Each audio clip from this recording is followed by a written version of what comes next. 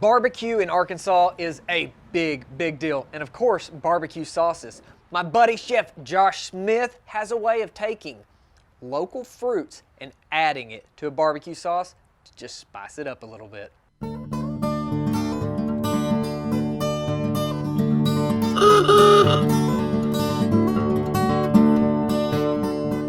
I'm Josh with the Southern Standard, and today I'm making a blackberry barbecue sauce. My favorite thing about blackberries are the tartness and the sweetness that you get from blackberries. I think it goes really well with pork.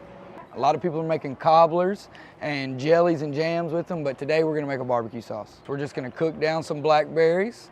We're gonna add about 8 ounces of honey, raw honey, cook it down, let it thicken up, get all the moisture out of it, put a little salt, pepper in there, and add it into the House barbecue sauce that you can get right here in the market. First thing you want to do is you don't want to cook too much moisture out of it.